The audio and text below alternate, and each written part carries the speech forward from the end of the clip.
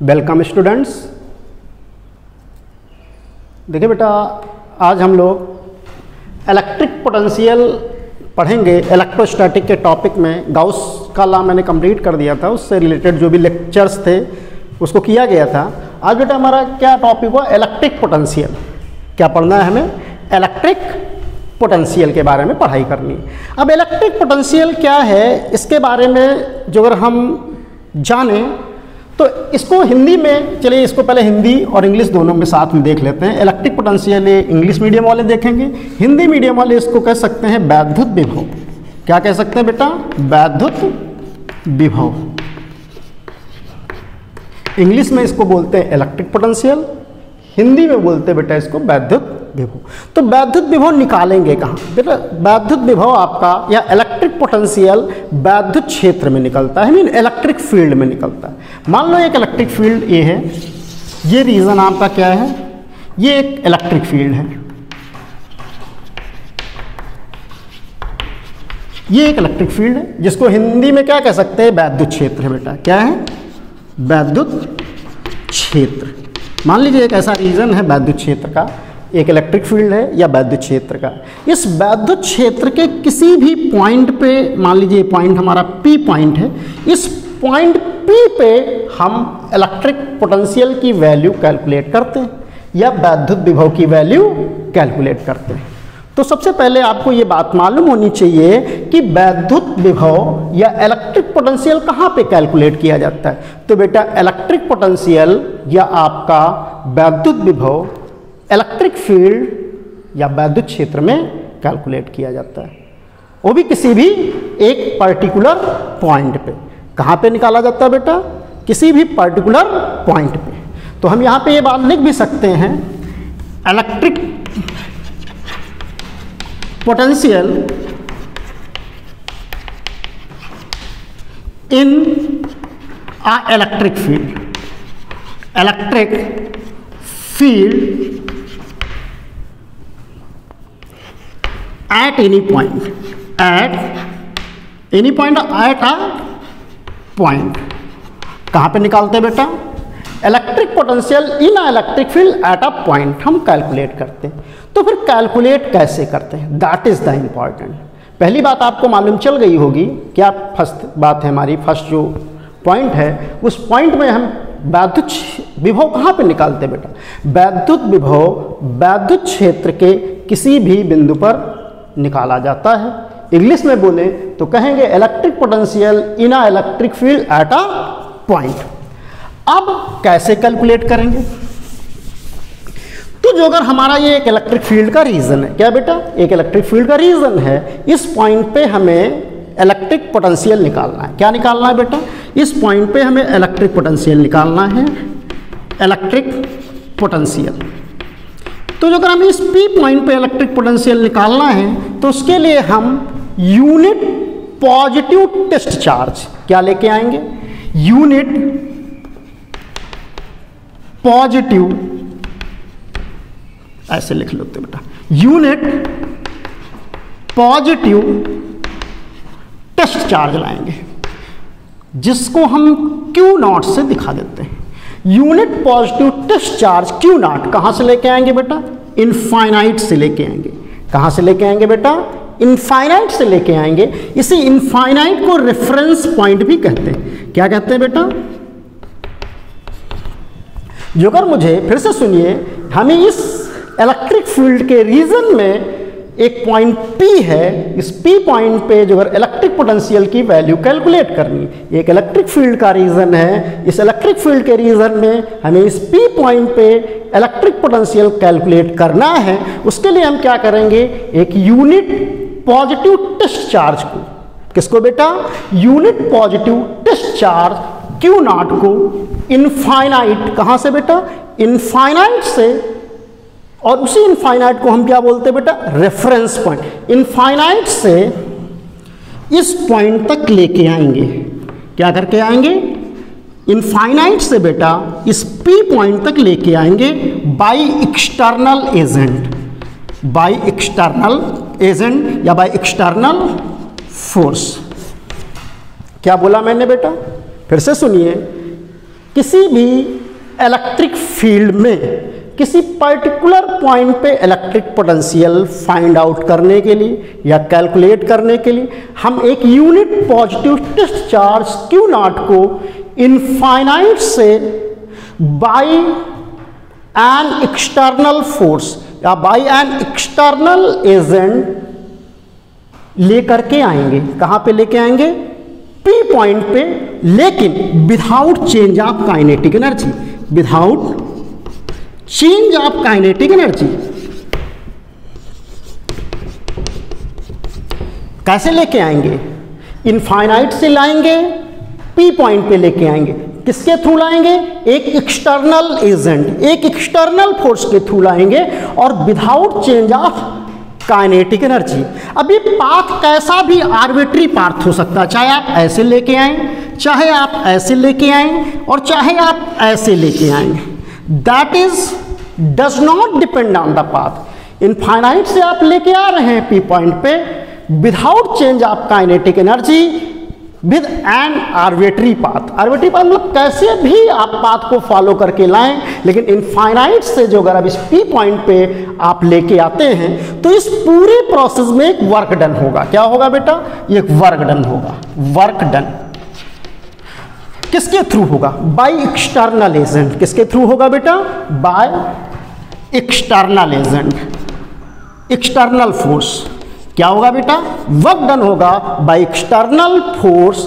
That amount of work done is equal to the electric potential. अब आपको ये जो पूरी बातें बताई गई हैं इनको कंबाइन करते हैं। तो हमने क्या बोला है, सुनिए, इसकी डिफिनेशन क्या होगी? Electric potential at any point in a electric field. कहाँ पे निकालेंगे बेटा? इलेक्ट्रिक फील्ड में।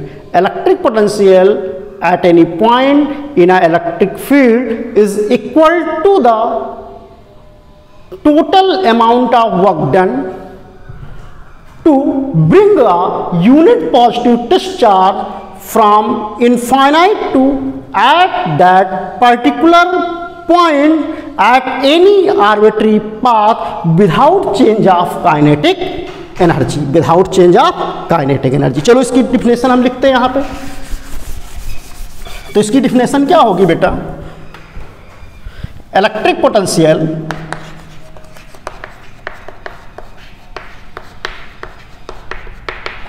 at any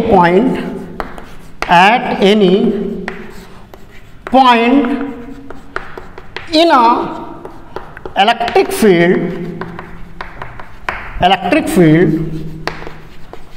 is equal to the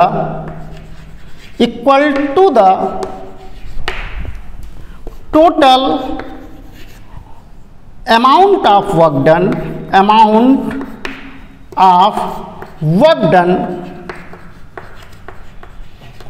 to bring a unit positive charge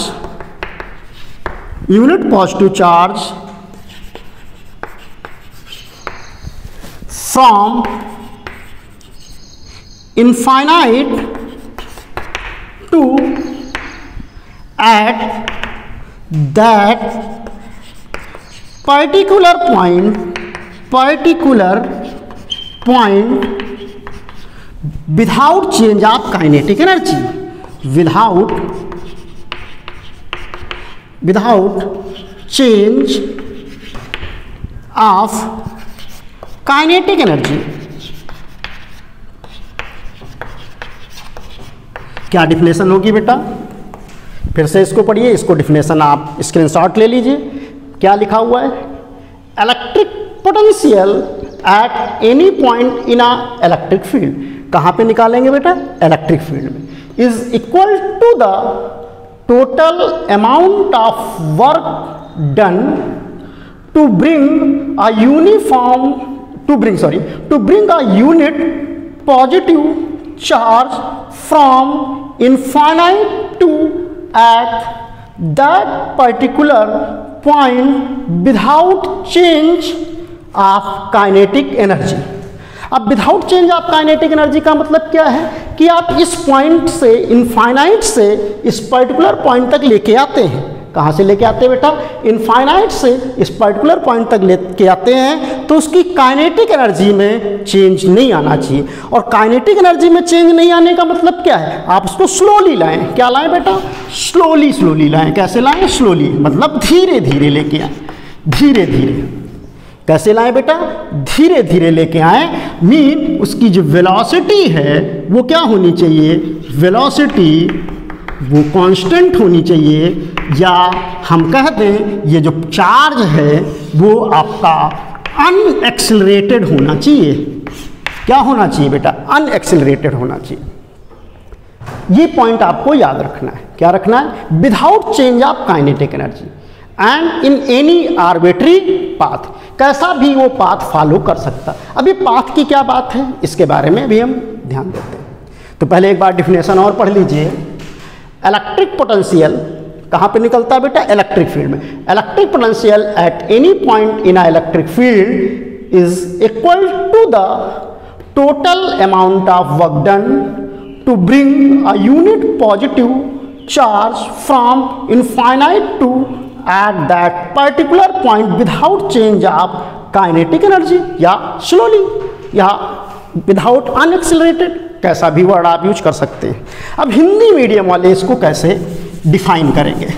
क्या डिफिनेशन होगी हिंदी मीडियम वाले बच्चों के लिए? हिंदी मीडियम वाले बच्चे क्या इसकी डिफिनेशन लिखेंगे? तो वैद्युत विभव कहाँ निकाल रहे हैं बेटा? वैद्युत क्षेत्र में निकाल रहे हैं। तो वैद्युत, ये इसकी डिफिनेशन ऐसे होगी, वैद्युत क्षेत्र में किसी बिंदु पर वैद्युत विभव उस बाह्य कार्य के बराबर होता है। बाह्य कार्य के बराबर होता है जिसमें एकांक धनावेश को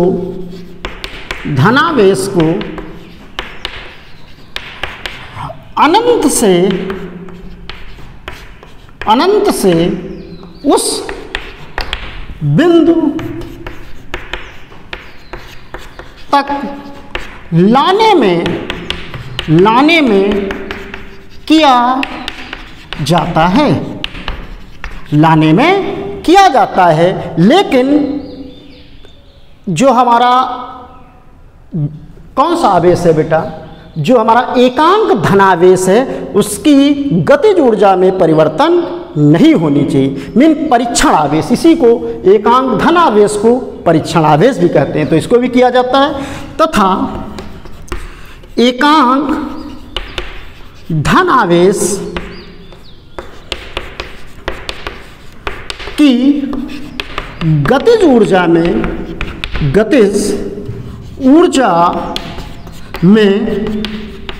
परिवर्तन नहीं होना चाहिए, नहीं होना चाहिए। यह डिफिनेशन है, ये हिंदी मीडियम वालों के लिए। क्या है डिफिनेशन वैद्युत विभव की? वैद्युत क्षेत्र में किसी बिंदु पर वैद्युत विभव उस बाह्य कार्य के बराबर होता है जिसमें एकांक धनावेश को अनंत से उस बिंदु तक लाने में किया जाता है, तथा एकांक धनावेश की गतिज ऊर्जा में परिवर्तन नहीं होना चाहिए। तो इंग्लिश मीडियम वाले बच्चे इस डिफिनेशन को याद रखेंगे इलेक्ट्रिक पोटेंशियल में, और वैद्युत विभव में हिंदी मीडियम वाले बच्चे इस डिफिनेशन को याद रखेंगे। ओके बेटा। अब वैद्युत विभव का फार्मूला क्या होगा, इसके फार्मूले के बारे में पहले लिख लेते हैं। तो वैद्युत विभव का फार्मूला क्या होगा? वैद्युत विभव को V से लिखा जाता है। कौन से सिंबल से? क्योंकि पोटेंशियल का जो सिंबल है उस सिंबल को V से लिखते हैं, और इसको बेटा ऐसे लिखा जाता है W एक्सटर्नल एजेंट। कौन सा? W external by Q naught, क्या लिखते हैं, V equal to W external by Q naught. Mean external agent के थ्रू लाना है, बाह्य बल के द्वारा लेकर के आना है। और कैसे, without change in kinetic energy, उसकी गतिज ऊर्जा में परिवर्तन नहीं होना चाहिए। अब डब्ल्यू एक्सटर्नल आपके जो बोर्ड की बुक में है उसमें मे भी डब्ल्यू एक्सटर्नल नहीं लिखा है, उसमें डायरेक्टली उन्होंने लिखा है V equal to W by Q naught. ये बोर्ड की बुक में लिखा हुआ है। क्या लिखा हुआ है बेटा, V equal to W by Q naught. तो ये डब्ल्यू एक्सटर्नल का क्या खेल है, इसका क्या चक्कर है, उसको हम समझाते हैं। लेकिन पहले इसका फार्मूला, इसकी यूनिट और इसका डायमेंशनल फार्मूला हम लोग देख लेते हैं। तो V equal to W external by Q naught होता है बेटा, V equal to W by Q naught board की बुक में, जहाँ W क्या है, वर्क डन है, W क्या है बेटा, पोटेंशियल। जो अगर हम कहें तो इसकी क्या होगा, work by charge. Q not कौन सा चार्ज है बेटा, क्यू नॉट आपका यहाँ पे टेस्ट चार्ज है, एकांक धनावेश है, यूनिट पॉजिटिव चार्ज होता है। अब आगे की बातें करते हैं। तो V इक्वल टू आपने फार्मूला क्या पढ़ा बेटा, V इक्वल टू आपने पढ़ा W बाई क्यू नॉट। इसकी यूनिट क्या होती है, SI यूनिट। SI यूनिट आप इलेक्ट्रिक पोटेंशियल, इलेक्ट्रिक पोटेंशियल। तो बेटा SI unit of electric potential V equal to W by Q, इसका SI यूनिट होता है बेटा वोल्ट। क्या होता है, वोल्ट। क्या होता है बेटा, वोल्ट होता है। तो 1 वोल्ट किसके इक्वल होता है, 1 वोल्ट W किसमें होता है, जूल में होता है। 1 जूल बाई 1 कूलम भी कहते हैं।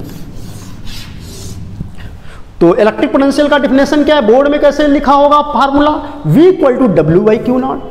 क्यू नॉट क्या है, आपका यूनिट पॉजिटिव चार्ज या टेस्ट चार्ज या परीक्षण आवेश।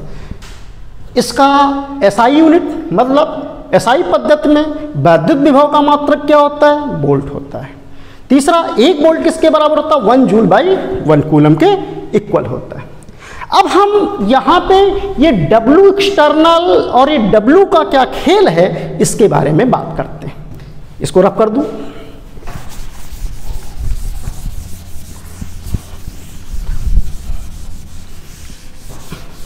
आपने फार्मूला पढ़ लिया, V इक्वल टू क्या होता है बेटा, W बाई क्यू बोर्ड के लिए। लेकिन हम लोग यहाँ V equal to W external by Q naught कहते हैं, क्योंकि हमें एक्सटर्नल फोर्स के थ्रू लेकर के आना होता है। अब कैसे एक्सटर्नल फोर्स के थ्रू लेके आना होता है, इसके बारे में हम ध्यान देते हैं। मान लीजिए एक चार्ज Q है, ये क्या है बेटा, ये चार्ज Q है। अब ये चार्ज Q अपने चारों ओर, अपने चारों तरफ, अपने अराउंड एक रीजन में इलेक्ट्रिक फील्ड बनाएगा या नहीं बनाएगा, बनाएगा। या हम ये कह दें कि इनफाइनाइट से, किससे बेटा, ये क्यू नॉट यहाँ पे इनफाइनाइट है, ये टेस्ट चार्ज है। क्या है बेटा, टेस्ट चार्ज। और वो कैसा टेस्ट चार्ज है, unit positive, unit positive. Test charge को हम लोग यूनिट पॉजिटिव चार्ज मान के चलते हैं। क्या मान के चलते हैं, यूनिट पॉजिटिव चार्ज ही हमारा टेस्ट चार्ज कहा जाता है। तो ये एक हमारा चार्ज Q है और यहाँ पे इनफाइनाइट पे एक टेस्ट चार्ज है Q नॉट। जो अगर हम इस Q नॉट को इधर की ओर लाते हैं, इस डायरेक्शन में, तो मान लो at any instant, at any situation, at any instant एक ऐसी अवस्था होगी, मान लो ये Q नॉट यहाँ पे, कहाँ पे है बेटा, Q नॉट यहाँ पे है। कभी ये Q नॉट कहाँ पे होगा, कभी यहाँ पे Q नॉट होगा, कभी ये Q नॉट यहाँ पे होगा, कभी ये Q नॉट यहाँ पे होगा, और RSC की तरफ ही आता चला आ रहा है। क्या चला आ रहा है बेटा, Q नॉट ये इनफाइनाइट से इस रेफरेंस पॉइंट से इधर की ओर ला रहे हैं। अब बताओ किसी सिचुएशन पे मान लो ये डिस्टेंस x है, क्या है बेटा, ये x डिस्टेंस है। कौन सी डिस्टेंस है बेटा, ये x डिस्टेंस है। ये Q चार्ज है, किसी एट एनी इंस्टेंट पे ये कहाँ पे है, इस पर्टिकुलर पॉइंट पे है। तो क्या ये Q चार्ज और ये Q नॉट चार्ज के बीच में इलेक्ट्रोस्टैटिक फोर्स लगेगा, नहीं लगेगा। अब ये भी पॉजिटिव चार्ज है मान लिया, और ये भी पॉजिटिव चार्ज है, तो ये क्यू चार्ज इसको क्या करेगा, रिपल करेगा। क्या करेगा, रिपल करेगा। कूलम्स लॉ में पढ़ा था इलेक्ट्रोस्टैटिक फोर्स क्या होता है बेटा, इलेक्ट्रोस्टैटिक फोर्स होता है, या इलेक्ट्रिक फोर्स ई लिख लेते हैं, एफ से फोर्स है, ई से इलेक्ट्रोस्टैटिक फोर्स है, तो एफ ई क्या लिखते थे हम लोग, 1/4 पाई एप्सिलॉन नॉट क्यू, और ये Q naught by X square. तो ये Q charge, capital Q charge, इस क्यू नॉट चार्ज पे एक आपका रिपल्सन फोर्स लगाएगा, क्योंकि ये भी पॉजिटिव चार्ज है, ये भी पॉजिटिव चार्ज है, तो इधर की तरफ आपका इलेक्ट्रोस्टैटिक फोर्स लगेगा। इलेक्ट्रोस्टैटिक फोर्स इधर की तरफ लगेगा, क्यों, क्योंकि ये कैपिटल क्यू चार्ज इस क्यू नॉट चार्ज को क्या करेगा बेटा, रिपल करेगा। क्या करेगा बेटा, रिपल करेगा। तो रिपल करेगा, ये कैपिटल क्यू ये क्यू नॉट को रिपल कर रहा है, तो इस क्यू नॉट को इधर की तरफ जाना चाहिए, इधर मूव करना चाहिए। किधर मूव करना चाहिए बेटा, इधर जाना चाहिए। सिंपल बात है, ये क्यू नॉट चार्ज है, सॉरी ये कैपिटल क्यू चार्ज है, ये क्यू नॉट चार्ज है। अब ये क्यू, कैपिटल क्यू इस क्यू नॉट को क्या करेगा, रिपल करेगा, मीन वैद्युत बल इधर की तरफ लगाएगा, क्योंकि ये भी पॉजिटिव चार्ज है, तो ये आओ ना कह के क्या कहेगा, जाओ कहेगा। ऐसा मैंने इलेक्ट्रोस्टैटिक कूलम्स लॉ में पढ़ाया था। तो अब ये इधर की तरफ, लेकिन हमारी क्या डिफिनेशन कि हम अनंत से इस टेस्ट चार्ज को क्या करना है, इधर की ओर लाना है। मुझे क्या करना है, एक टेस्ट चार्ज को लेके आना है, लेकर आना है, यही तो डिफिनेशन है बेटा। इस अनंत से इस टेस्ट चार्ज को इधर लेके आना है, तो हमें इस इलेक्ट्रोस्टैटिक फोर्स के इक्वल अमाउंट में, क्योंकि ये इधर की तरफ भगा रहा है, इधर की तरफ मूव करा रहा है, तो एक्सटर्नल फोर्स किधर लगाना पड़ेगा, इसको बैलेंस करने के लिए। किसको बैलेंस करने के लिए बेटा, इस इलेक्ट्रोस्टैटिक फोर्स को बैलेंस करने के लिए एक्सटर्नल फोर्स किधर लगाना पड़ेगा बेटा, एक्सटर्नल फोर्स इधर लगा करके ऐसे खींच करके लाएंगे, क्योंकि इलेक्ट्रोस्टैटिक फोर्स इस डायरेक्शन में लगा, तो एक्सटर्नल फोर्स किधर लगेगा बेटा, एक्सटर्नल फोर्स तो इधर लगेगा। क्या लगेगा बेटा, एक्सटर्नल फोर्स इधर लगे, क्योंकि इलेक्ट्रोस्टैटिक फोर्स किधर की तरफ लग रहा, इधर की तरफ लग रहा। एक्सटर्नल फोर्स किधर लगाना पड़ेगा, क्योंकि इस इलेक्ट्रोस्टैटिक फोर्स को बैलेंस करने के लिए, किसको, इस इलेक्ट्रोस्टैटिक फोर्स को बैलेंस करने के लिए एक्सटर्नल फोर्स इस डायरेक्शन में लगाना पड़ेगा। तभी डिफिनेशन में लिखा गया है, क्या लिखा हुआ है बेटा, electric potential in an electric field is equal to the total amount of work done to bring a test charge from infinite to at a point by external agent। क्यों, क्योंकि एक्सटर्नल एजेंट इस electrostatic force को क्या करेगा बेटा, balance करेगा by external force to at that particular point without change of kinetic energy. अब without change of kinetic energy का मतलब क्या है, यहां पे without change of kinetic energy definition में लिखा गया था, तो डेल्टा के किसके इक्वल होना चाहिए, जीरो होना चाहिए। क्या होना चाहिए बेटा, डेल्टा के जीरो होना चाहिए। ये बात आपको ध्यान रखनी है कि डेल्टा के क्या होना चाहिए, जीरो होना चाहिए। चलिए आगे की बात करते हैं। तो आपने देखा क्या, यहां पे आपने यहां पे दो बातें देखी। आपने देखा कि इलेक्ट्रोस्टैटिक फोर्स किधर लग रहा है बेटा, आपने देखा इलेक्ट्रोस्टैटिक फोर्स इधर लग रहा है, इलेक्ट्रोस्टैटिक फोर्स इधर लग रहा है, एक्सटर्नल एजेंट किधर लग रहा है, एक्सटर्नल फोर्स हम इधर की तरफ लगा रहे हैं लाने के लिए, एक्सटर्नल फोर्स किधर लग रहा है, इधर की तरफ लग रहा। और डेल्टा की क्या है भाई, इलेक्ट्रोस्टैटिक फोर्स क्या है, ये कैपिटल क्यू इस क्यू नॉट को क्या कर रहा है बेटा, रिपल कर रहा है, रिपल कर रहा है। लेकिन हमारी डिफिनेशन क्या कहती है कि अनंत से इनफाइनाइट से पॉइंट तक लाना है, तो जब लाना है तो एक्सटर्नल फोर्स हम इधर लगाएंगे, और साथ में क्या है, डेल्टा के equal to zero, mean kinetic energy में चेंज नहीं होना चाहिए। अब काइनेटिक एनर्जी में चेंज नहीं हो रहा है, मतलब वेलोसिटी क्या है उसकी, कांस्टेंट है। अब वेलोसिटी कांस्टेंट है, इसका मतलब उसका एक्सेलरेशन क्या होगा बेटा, जीरो होगा। अब जब एक्सेलरेशन जीरो है, इसको ऐसे भी कह सकते हैं स्लोली लाया गया है। कैसा कहा जाएगा बेटा, स्लोली लाया गया, स्लोली धीरे धीरे लेके आए। तो इस केस में एक्सटर्नल फोर्स और इलेक्ट्रोस्टैटिक फोर्स क्या हो जाएंगे बेटा, इक्वल हो जाएंगे। तो हम ऐसे भी लिख सकते हैं F external plus F electrostatic is equal to the zero, क्योंकि एक्सेलरेशन जीरो है और F equal to M A होता है। जो अगर ए जीरो है, मास तो नॉट कॉन्स्टेंट जीरो, और जब ए जीरो है तो एफ क्या हो जाएगा बेटा, जीरो हो जाएगा। तो टोटल फोर्स इस पे क्या है भाई, डेल्टा के जीरो है, वेलोसिटी कांस्टेंट है। जब वेलोसिटी कांस्टेंट है तो एक्सेलरेशन क्या होगा बेटा, जीरो होगा। और एक्सेलरेशन जीरो का मतलब क्या होता है, F equal to M A. Mass तो इस जो हम टेस्ट चार्ज लेके आ रहे हैं, जो हम ये टेस्ट चार्ज ले रहे हैं, इसका मास तो कुछ ना कुछ होगा ही। तो मास कैन नॉट बी जीरो, तो एफ इक्वल टू हम क्या लिखेंगे बेटा, जीरो लिखेंगे। तो इस पे जो समेशन ऑफ फोर्स है वो क्या होगा, जीरो। तो एक फोर्स हमारा एफ एक्सटर्नल है, एक हमारा इलेक्ट्रोस्टैटिक फोर्स है। तो हम क्या लिख सकते हैं, F external plus F electrostatic is equal to the zero. तो कभी कभी ऐसे भी लिख लेता है, F external is equal to the minus F electrostatic. Okay बेटा, इसको याद कर लीजिए। क्या लिखेंगे हम, F external plus F electrostatic is equal to zero. F external is equal to the minus F electrostatic. अच्छा, इलेक्ट्रोस्टैटिक फोर्स क्या होता है? इलेक्ट्रोस्टैटिक फोर्स के बारे में हमने बातें की थी कि इलेक्ट्रोस्टैटिक फोर्स क्या होता है बेटा, आपका कंजर्वेटिव इन नेचर होता है। क्या होता है बेटा, electrostatic force is in conservative nature. किस नेचर में होता है बेटा, कंजर्वेटिव। मीन हम ऐसे कह सकते हैं, इलेक्ट्रोस्टैटिक फोर्स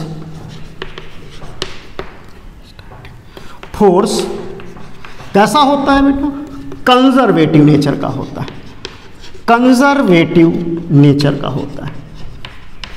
जो अगर आपको नहीं याद है तो आप याद कर लीजिए, मैंने वर्क पावर एनर्जी चैप्टर में आपको बताया था कि इलेक्ट्रोस्टैटिक फोर्स कंजर्वेटिव नेचर का होता है। मीन हमारा जो वैद्युत बल है, स्थिर वैद्युत बल, वो कैसा होता है, संरक्षी। कंजर्वेटिव को हमने क्या पढ़ा था वहां, संरक्षी होता है। क्या होता है बेटा, संरक्षी होता है, कंजर्वेटिव नेचर का होता है।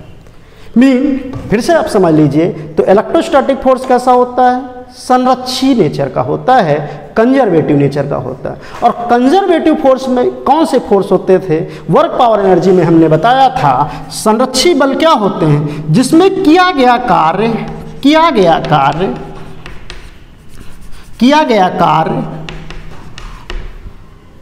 पाथ मतलब रास्ते पर निर्भर नहीं करता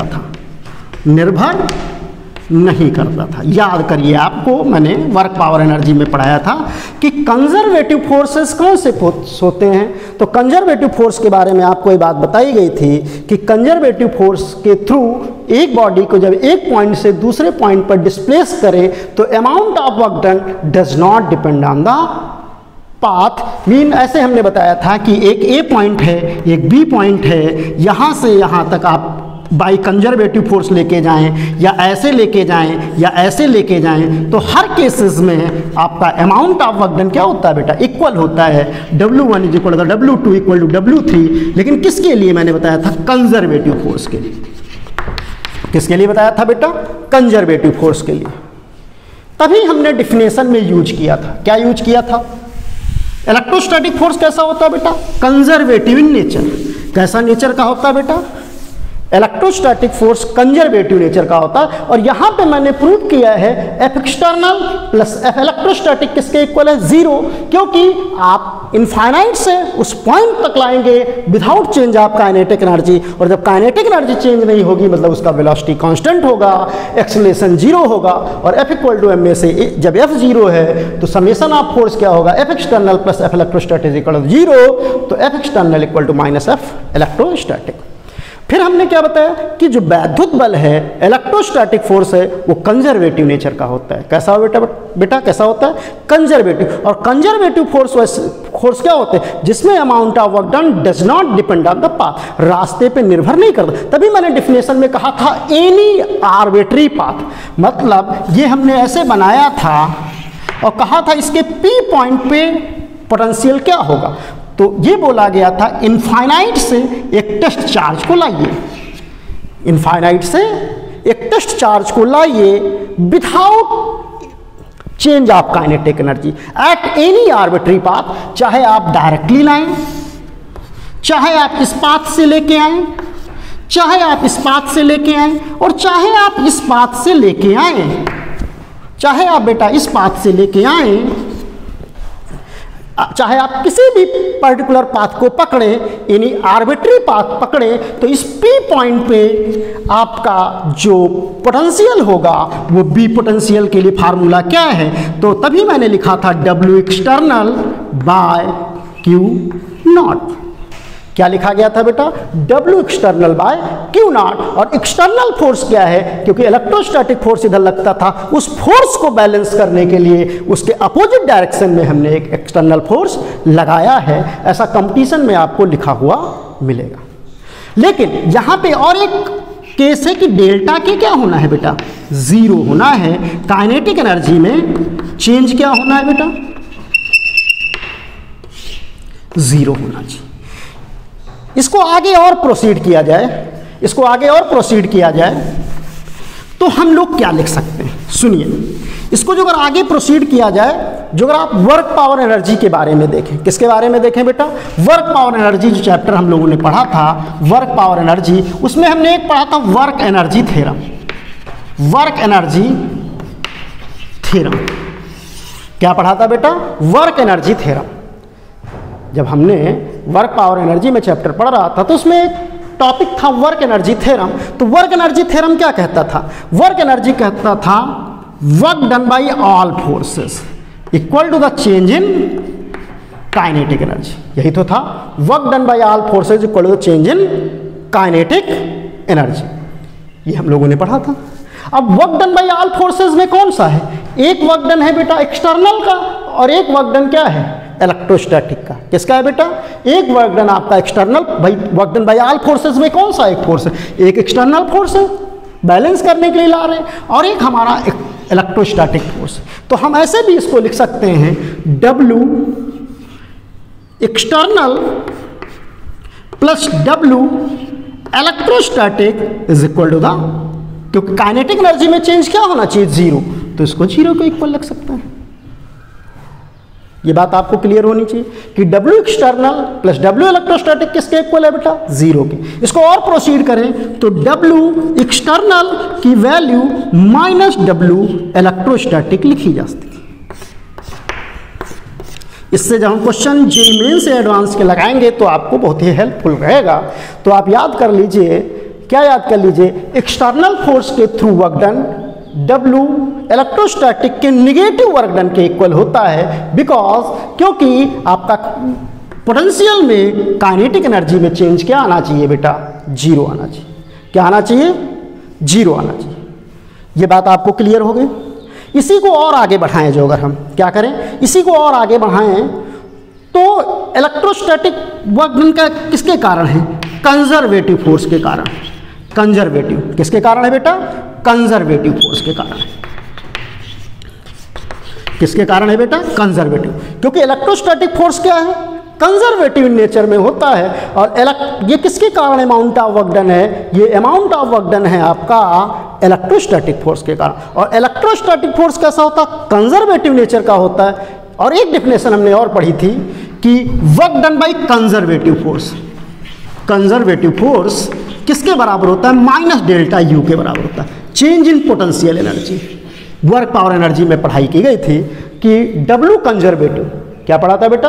कि संरक्षी बल के द्वारा किया गया कार्य, क्या पढ़ा था बेटा? संरक्षी बल के द्वारा किया गया कार्य negative amount of change in potential energy के बराबर होता था। और इलेक्ट्रोस्टैटिक फोर्स कैसा है? इलेक्ट्रोस्टैटिक फोर्स क्या है बेटा? कंजर्वेटिव नेचर का है, तो उसका amount of work done conservative force के कारण होगा। तो यहां पे हम लिख सकते हैं W external is equal to the minus delta U। तो W एक्सटर्नल किसके इक्वल हो जाएगा? ये हो जाएगा डेल्टा U के इक्वल हो जाएगा। किसके इक्वल हो जाएगा बेटा? W एक्सटर्नल किसके इक्वल हो जाएगा? डेल्टा U के। तो कुछ बुक्स में पोटेंशियल की डिफिनेशन ऐसे भी लिखी होगी, पोटेंशियल का फार्मूला ऐसे भी लिखा हुआ मिल सकता है। कैसे लिख सकता है? देखो, अभी हमने पोटेंशियल का फार्मूला क्या पढ़ा था? पोटेंशियल का फार्मूला हमने पढ़ा था W equal to sorry V equal to W external by Q naught. और डब्ल्यू एक्सटर्नल की जगह हम क्या लिख सकते हैं बेटा, डब्ल्यू एक्सटर्नल की जगह हम लोग डेल्टा यू पुट कर सकते हैं वर्क एनर्जी थ्योरम के बेसिस पे। किसके बेसिस पे, वर्क एनर्जी। तो W external equal to delta U, तो V इक्वल टू कुछ बुक्स में delta U by Q naught भी लिखा हुआ हो सकता है या होता है। V क्या लिखा होता है बेटा, delta U by Q not. समझ आ गई बात। लेकिन बोर्ड वाले बच्चे क्या याद रखेंगे, ये तो जेई और नीट वाले बच्चे याद कर सकते हैं। बोर्ड वाले बच्चों के लिए सिंपल डेफिनेशन याद करनी है, जो मैंने वो लिखी थी। क्या लिखी थी उसको फिर से सुन लीजिए। चलिए हिंदी मीडियम वाले पहले सुने कि वैद्युत क्षेत्र के किसी भी बिंदु पर, इसको देख लीजिए आप, स्क्रीनशॉट ले लीजिए। हिंदी मीडियम वाले सुने, वैद्युत क्षेत्र के किसी भी वैद्युत क्षेत्र में किसी बिंदु पर वैद्युत विभव उस बाह्य कार्य के बराबर होता है जिसमें एक परीक्षण आवेश जो कि एकांक धन आवेश होता है, उसको अनंत से, कहां से बेटा, अनंत से वैद्युत क्षेत्र के उस बिंदु तक लाने में किया जाता है। इस पूरी प्रक्रिया में उसकी गतिज ऊर्जा, मतलब परीक्षण आवेश की गतिज ऊर्जा में परिवर्तन नहीं होना चाहिए। क्या नहीं होना चाहिए बेटा, और उसको किसी भी पाथ के थ्रू, किसी भी रास्ते के थ्रू लाया जा सकता है उस बिंदु P तक। समझ आ गई बात। तो ये बेसिक डेफिनेशन हो गई किसके लिए, ये बेसिक डेफिनेशन हो गई बोर्ड वाले बच्चों के लिए। और उनके लिए बेसिक फार्मूला जो होगा वो होगा V equal to W by Q naught. बस इतना ही बोर्ड वाले बच्चों के लिए इंपॉर्टेंट है। बाकी इसका नॉलेज हो, that is the very important. अब आगे की बात करें, जो इंग्लिश मीडियम वाले बच्चे लिखेंगे तो क्या लिखेंगे definition, electric potential at any point in electric field is equal to the total amount of work done by external agent. ये वर्ड याद रखिएगा, external agent to bring from infinite to at that particular point in an electric field without change in kinetic energy at any arbitrary path। Okay बेटा। बाकी इसके फार्मूले ऐसे भी हो सकते हैं, BP W external by Q naught, या B equal to W by Q naught के टर्म में भी लिखा मिल सकता है, V equal to delta U by Q naught के टर्म में भी मिल सकता है। और डब्ल्यू एक्सटर्नल और मीन बाह्य बल और वैद्युत बल में क्या संबंध है, तो बाह्य बल और वैद्युत बल में संबंध हमने निकाला, F external plus F electrostatic is equal to the 0। और इनके वर्क में अमाउंट ऑफ वर्क डन में क्या रिलेशन निकाला, W external plus W electrostatic is equal to the 0। ये बात आपको क्लियर हो गई हो। अब पोटेंशियल होती कैसी है राशि, तो बेटा पोटेंशियल जो इलेक्ट्रिक पोटेंशियल है इसको एब्सोल्यूट पोटेंशियल भी कहा जाता है। जब हम किसी पर्टिकुलर पॉइंट पे, किसी एक पर्टिकुलर पॉइंट में इलेक्ट्रिक फील्ड में, ये इलेक्ट्रिक फील्ड है, इस पर्टिकुलर पॉइंट P पे जो अगर पोटेंशियल की वैल्यू कैलकुलेट करते हैं तो इसको एब्सोल्यूट पोटेंशियल के नाम से भी जाना जाता है। किसके नाम से जाना जाता है बेटा, एब्सोल्यूट पोटेंशियल के नाम से भी जाना जा सकता है या जाना जाता है। तो बेटा पोटेंशियल क्या होता है, मीन कैसा होता है, इसका नेचर कैसा होता है, तो इलेक्ट्रिक पोटेंशियल बेटा, इलेक्ट्रिक पोटेंशियल एक स्केलर क्वांटिटी है। कैसी क्वांटिटी है, स्केलर। स्केलर मतलब ये अदिश राशि होती है, अदिश राशि होती है। ये याद कर लीजिए आप, वैद्युत विभव कैसी राशि है, अदिश राशि है। It is depend on the charge. किस पे डिपेंड करता है बेटा, चार्ज पे डिपेंड करता है। It is depend on the nature of the charge, ऐसे कह सकते हैं। It is depend on the nature of the charge. अब नेचर ऑफ द चार्ज क्या होते हैं, पॉजिटिव नेचर होता है, निगेटिव होता है, और जो अगर न्यूट्रल है तो जीरो कहेंगे। तो नेचर ऑफ द चार्ज क्या है, पॉजिटिव या निगेटिव, या टाइप्स ऑफ चार्ज पॉजिटिव या निगेटिव, और एक न्यूट्रल भी कह सकते हो, जो कहना चाहो वैसे तो पॉजिटिव निगेटिव ही कहते हैं। तो उसी तरह इलेक्ट्रिक पोटेंशियल क्या हो सकता है बेटा, इलेक्ट्रिक पोटेंशियल पॉजिटिव भी हो सकता है। क्या हो सकता है बेटा, पॉजिटिव भी हो सकता है, निगेटिव भी हो सकता है, और it may be zero, it may be zero. क्या होता है बेटा, इलेक्ट्रिक पोटेंशियल कैसी क्वांटिटी है? इलेक्ट्रिक पोटेंशियल एक स्केलर क्वांटिटी होती है, एक अदिश राशि होती है जो पॉजिटिव भी हो सकती है, निगेटिव भी हो सकती है और इसकी वैल्यू बेटा 0 भी हो सकती है। समझ आ गई बात? बोर्ड वाले बच्चे के लिए फार्मूला याद रखेंगे और बेसिक डिफिनेशन जो मैंने शुरुआत में पढ़ाई थी उसको याद रखेंगे और बाकी ये एक्सप्लेनेशन अपने नॉलेज के लिए रखेंगे। किसके लिए रखेंगे बेटा? नॉलेज के लिए रखेंगे। जब आपके पास जो नूतन बुक है उसको अच्छे से पढ़ोगे तो ये जो पॉइंट्स आपको बताए गए हैं इन पॉइंट्स के बारे में उनको अच्छे से बताया गया है। जो अगर आप उसकी थ्योरी पढ़ेंगे तो उस थ्योरी में ये पॉइंट सारे आपको मिलेंगे। ओके बेटा, तो आगे की बातें करें तो आगे हमारा आएगा पोटेंशियल डिफरेंस। क्या आएगा बेटा? Electric potential difference. नेक्स्ट जो हमारा टॉपिक आएगा वो आएगा बेटा इलेक्ट्रिक पोटेंशियल डिफरेंस। क्या आएगा बेटा? Electric potential difference. Electric potential difference, electric potential difference.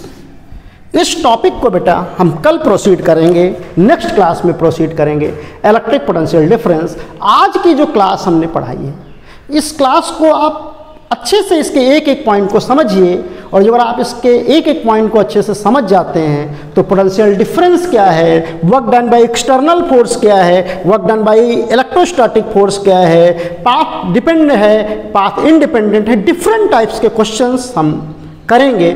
तो आज की क्लास को हम यहीं पे कंप्लीट करते हैं स्टूडेंट्स और कल हम इसके आगे प्रोसीड करेंगे electric potential difference. Okay, thank you बेटा।